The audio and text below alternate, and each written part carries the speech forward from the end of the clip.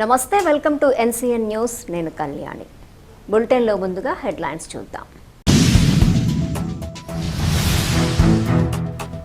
జనసేన పార్టీని మరింత బలోపేతం చేయాలి. రాష్ట్ర మంత్రివర్యులు కందుల దుర్గేష్.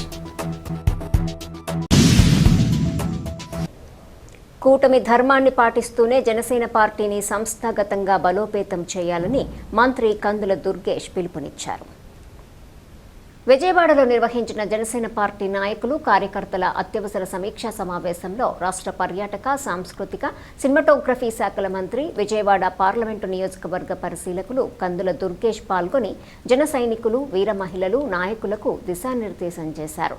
ఈ సందర్భంగా మంత్రి దుర్గేష్ మాట్లాడుతూ విజయవాడ పార్లమెంటు నియోజకవర్గ పరిశీలకుడిగా తాను దాదాపు వారం రోజుల పాటు అన్ని నియోజకవర్గాల జన సైనికులు, వీర మహిళలతో భేటీ అయిన రోజులను గుర్తు చేసుకున్నారు.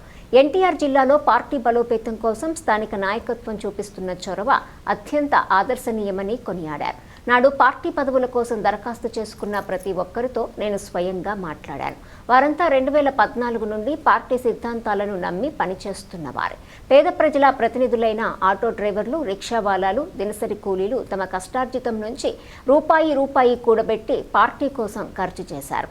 ఏ ఒక్క కులానికో పరిమితం కాకుండా సమాజంలోని అన్ని వర్గాల ఆశాజ్యోతిగా జనసేన నిలిచిందన్నారు. ఇంతటి బలమైన భావజాలం ఉన్న సైన్యం ప్రపంచంలో ఒక్క జనసేనకే సాధ్యం అన్నారు. పేదల పార్టీ మన జనసేన పార్టీ అని మంత్రి కందుల దుర్గేష్ తెలిపారు.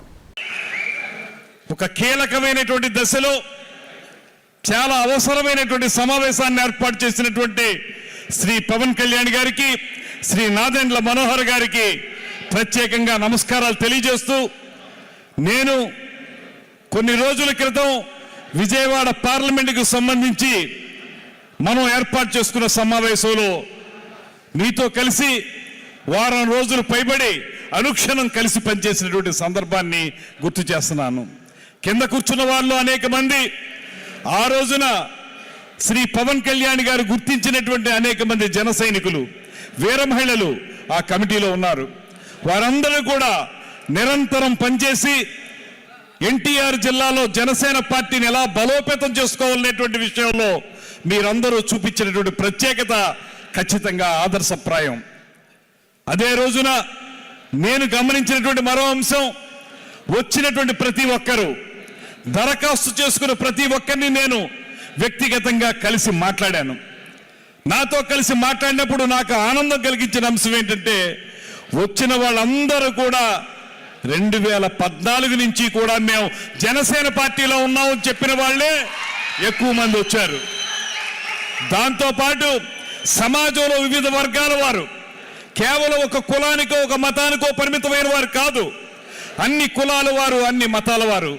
అంతకు మించి ఎవరైతే పేద ప్రజానీకానికి ప్రతినిధులుగా ఉండగలుగుతున్నారో అటువంటి ఒక ఆటో డ్రైవర్, ఒక రిక్షా డ్రైవర్, ఒక కూలి చేసుకునే వ్యక్తి, అతను చెప్పాడు, నాకు వచ్చేటువంటి ఆదాయంలో కొంత భాగాన్ని పార్టీ కోసం ఖర్చు పెడుతున్నాను, ఇవాళ కాదు 2014 నుంచి అనేటువంటి మాట చెప్పినటువంటి అనేక మందిని నేను వ్యక్తిగతంగా కలిసి మాట్లాడాను.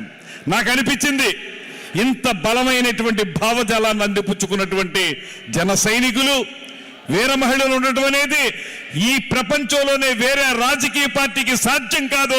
అది కేవలం జనసేన పార్టీకి మాత్రమే సాధ్యం అనేటువంటి మాటను కూడా ఈ సందర్భంగా నేను మనవి చేస్తున్నాను. అయితే ఇంకా మనం బలపడాల్సిన అవసరం ఉంది. మరింతగా మనం క్షేత్రస్థాయిలో పనిచేసుకోవాల్సిన అవసరం ఉంది. మనలో చాలా మంది పేదరికంలో ఉన్నటువంటి వారు కార్యకర్తలుగా ఉన్నారు. వారి పని వారు చేసుకుంటూ మరో పక్కన మనందరికీ ఆదర్శప్రాయంగా నిలబడే విధంగా వారు రాజకీయాల్లో జనసేన పార్టీ బలోపేతానికి కృషి చేస్తున్నారు. దాంతోపాటు నాయకులుగా ఉన్నటువంటి వారికి కూడా నేను మనవి చేసేది ఒక్కటే, దయచేసి వారి నుంచి మనందరం కూడా స్ఫూర్తి తీసుకుని రాబోయే రోజుల్లో జరిగేటువంటి ఎన్నికల్లో మనం మరింతగా ప్రజలకు చేరువుగా ఉండి వారితో కలిసిమెలిసి పనిచేసి వారి అవసరాల్ని కొంతవరకు తీర్చగలిగి అప్పుడు మనం ఎన్నికలకి సన్నద్ధం కావాలనేటువంటి మాటను కూడా మీకు మనవి చేస్తున్నాను. ఇవాళ మనకి ఈ రాష్ట్రంలో కూటమి ప్రభుత్వం ఉంది. మీ అందరికీ తెలుసు, కూటమి ప్రభుత్వం కూడా ఏర్పడడానికి ప్రధాన కారకులు ఎవరనేటువంటి విషయం మీ అందరికీ తెలుసు. ఎక్కడ నెగ్గాలో కాదు, ఎక్కడ తగ్గాలో తెలిసినటువంటి నాయకుడు కనుక మన పవన్ కళ్యాణ్ గారు ఆ రోజు చూపించినటువంటి త్యాగ నిరతి ఏదైతే ఉందో, మనకన్నిటికంటే కూడా ముఖ్యంగా ఈ రాష్ట్రంలో ఒక నియంతృత్వ పరిపాలన, దుర్మార్గపు పరిపాలన అంతమొందించాలనేటువంటి ఆలోచనతో ఆ రోజున తాను వెనక్కి తగ్గి కూటమి కూర్పుకి ప్రత్యేకంగా దోహదపడి ఇవాళ ఈ రాష్ట్రంలో అత్యద్భుతమైనటువంటి పరిపాలనని 2 సంవత్సరాలుగా అందించడానికి మనకి అవకాశం కల్పించిన నాయకుడు శ్రీ పవన్ కళ్యాణ్ గారు అనేటువంటి మాటని మీ అందరికీ మనవి చేస్తున్నాను. అందుకే ఇవాళ ధైర్యంగా చెప్పగలం, ఈ కూటమి ప్రభుత్వం మనది. మనందరం కలిసి కూటమిలో ఉన్నటువంటి భాగస్వామ్య పక్షాలన్నీ కలిసి ఒకే తాటి మీద నడిచి రాబోయే కార్పొరేషన్ ఎన్నికల్లో కూడా విజయ దుందుబి మోగించాల్సినటువంటి బాధ్యతను మనందరం తీసుకోవాలనేటువంటి మాటను కూడా మీకు మనవి చేస్తున్నాను. దీనికి మనం ఒక పక్కన మన పార్టీని బలోపేతం చేసుకుంటూనే క్షేత్రస్థాయిలో మనం పేద ప్రజలకి అండగా, మహిళలకు అండగా, నిరుద్యోగ యువతకి అండగా నిలబడుతూనే కూటమి ధర్మాన్ని పాటిస్తూ మనం చేరువైతే ప్రజలకి ఖచ్చితంగా రేపు జరిగేటువంటి కార్పొరేషన్ ఎన్నికల్లో అన్ని సీట్లలోనూ కూడా మనం విజయం సాధించడానికి అవకాశం దొరుకుతుందనేటువంటి మాటను కూడా మీకు మనవి చేస్తున్నాను.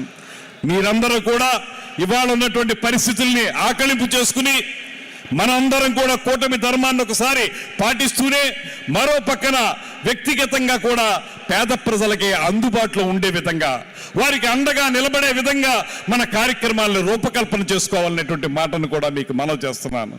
ఇవాళ మీకు ఒక్కటే మనవి చేస్తా, మీరు కష్టపడి పనిచేస్తే, మనందరం కలిసి కష్టపడి పనిచేస్తే మీకు గుర్తింపిచ్చే బాధ్యతని పవన్ కళ్యాణ్ గారు తీసుకుంటారు. ఎవరిని ఎక్కడ ఉంచాలో, ఎవరిని ఏ పదవిలో పెట్టాలో అనేటువంటి అంశాన్ని పవన్ కళ్యాణ్ గారు స్పష్టంగా ఆయన మస్తిష్కంలో ముద్రించబడి ఉంటుంది.